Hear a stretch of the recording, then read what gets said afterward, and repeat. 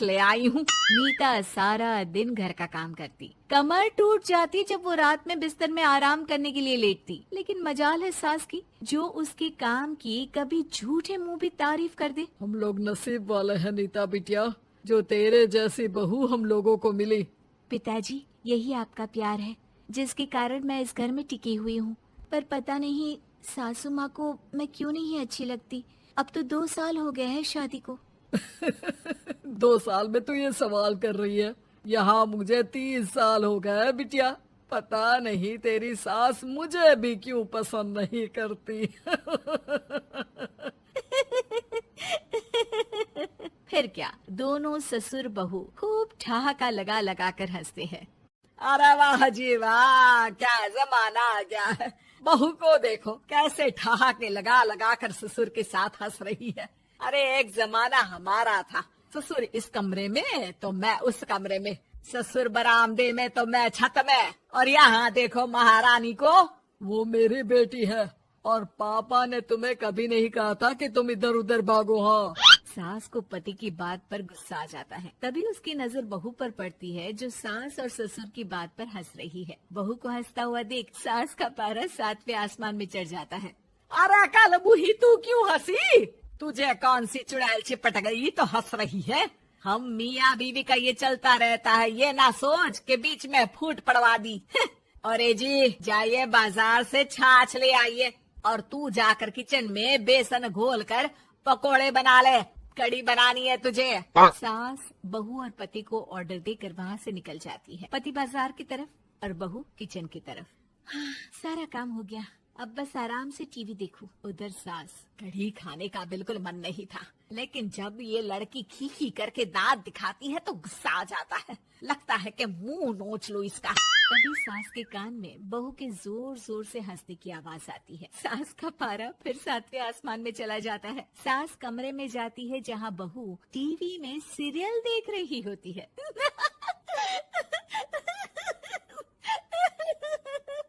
अरे पागल हो गई है तो बता दे, पागल खाने छोड़ाऊं तुझे? माँ जी, आइए ना, देखिए ना, आप भी ये सीन देखिए, कैसे बच्चे स्टॉप दैट खेल रहे हैं। इस खेल में ना जिसे स्टॉप दैट बोल दो उसे स्टॉप होना पड़ता है।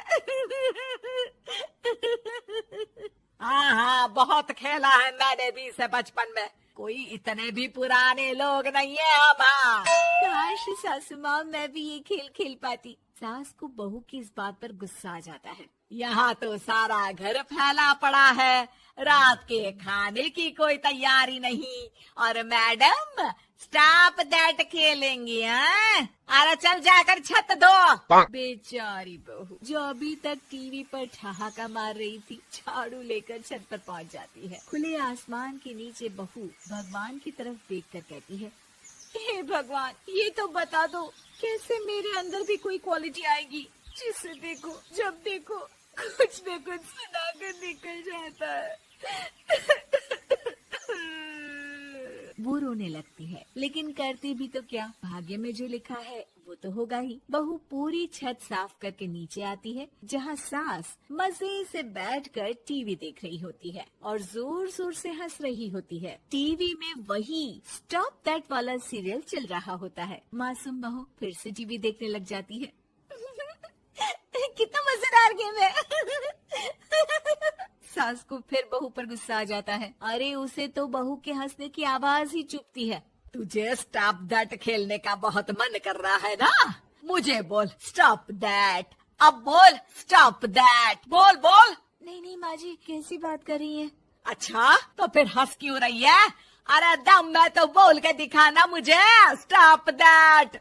बहू सास के जोर देने पर जोर से गुस्से से बोल देती है, स्टॉप दैट। लेकिन ये क्या, सास तो मानो किसी भूत की तरह जम जाती है। मन तो कर रहा है कि ओवर ही ना बोलूं, लेकिन ये मानेगी तो नहीं ना।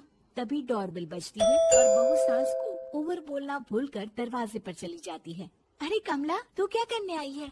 भाभी जी काम पर रख लो ना, बहुत जरूरत है पैसों की। मैं जानती हूँ, पर मेरी सास नहीं मानेगी ना।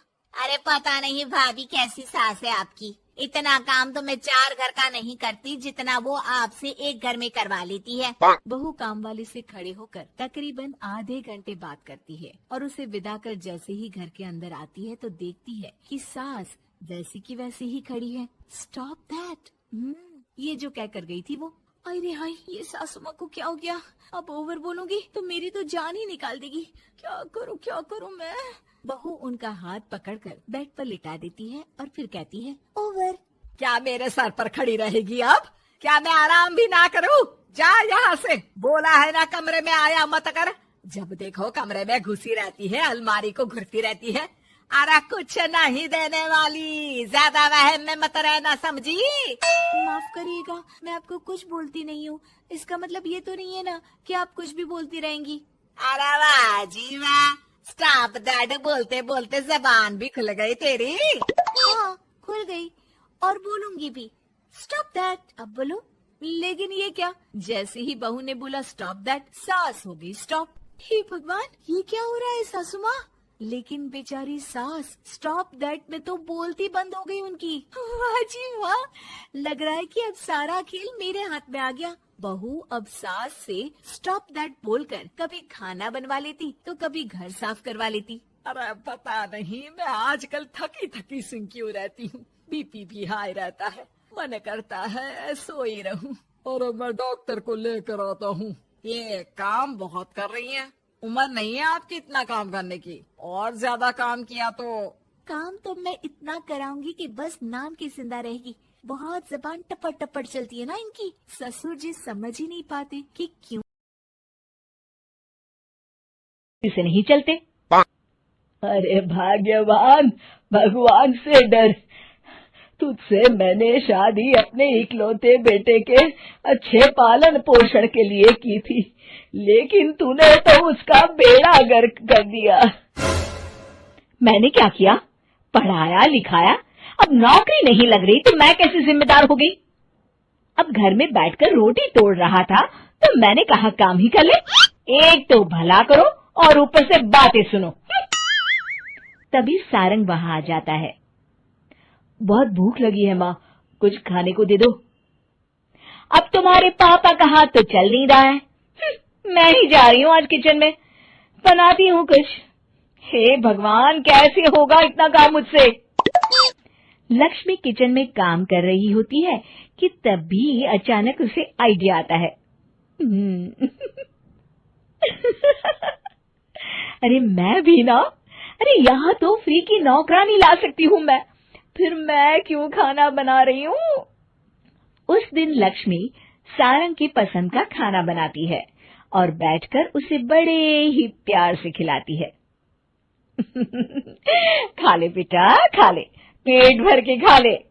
अरे रुक, मैं तेरे लिए ना गर्मा गर्म रोटियां लाती हूँ। सारंग और उसके पिता एक दूसरे की ओर बड़े ही हैरानी से देखते हैं। बेटा सारंग, जरूर दाल में कुछ काला है, वरना ये औरत तो हमें बासी खाना भी सुकून से ना खाने दे। सुनील की बात लक्ष्मी सुन लेती है और जोर जोर से चिल्लाने लगती है। अरे हाँ, भलाई का तो जमाना ही नहीं रहा। एक तो आग में खुद को जलाकर तुम लोगों के लिए खाना बना रही हूँ और ऊपर से तुम्हें दाल काली लग रही है।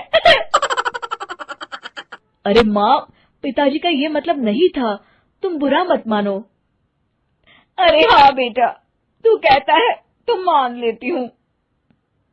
लक्ष्मी सारंग के पास बड़े ही प्यार से बैठ जाती है और फिर कहती है, बेटा मैंने ना तेरी शादी करने की सोच ली है।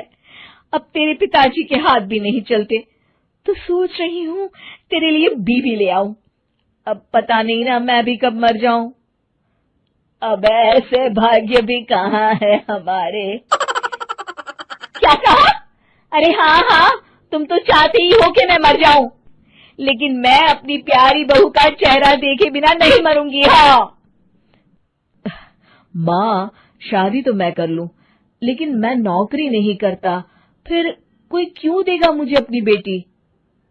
अरे क्यों नहीं देगा बेटी? इतना बड़ा घर, खेल खलियान है, किस चीज की कमी है हमारे पास? जो आएगी राज करेगी, राज। हम तो ना कर पाए राज। ये बोलो कि एक और नौकर तुम्हारे पास आ जाएगा। मैं कहती हूँ चुप हो जाओ। अरे खुद के घर का खाना बनाएगी तो क्या नौकरानी हो जाएगी? अब तुमसे तो किचन का काम होता नहीं, तो कोई तो करेगा ना। ठीक है माँ, तुम जैसा सही समझो बस। अब मेरी एक शर्त है, लड़की जो भी हो वो दिखने में कैसी भी हो या कहीं की भी हो, बस पढ़ी लिखी होनी चाहिए। अरे हाँ हाँ, ला देंगे पढ़ी लिखी बेटा, मैंने कौन सा काम करवाना है उससे। हाँ। और फिर एक दिन पास के गांव की ही रति से सारंग की शादी हो जाती है। रति दिखने में बहुत ही सुंदर थी, साथ ही साथ काफी पढ़ी लिखी थी। रति को लक्ष्मी के सौतेले होने की बात पता नहीं थी। शुरू शुरू में जब रति ने सारंग को घर का काम करते देखा तो हैरान रह गई। अरे ये तो अच्छी बात है कि आप घर का काम करते हैं, लेकिन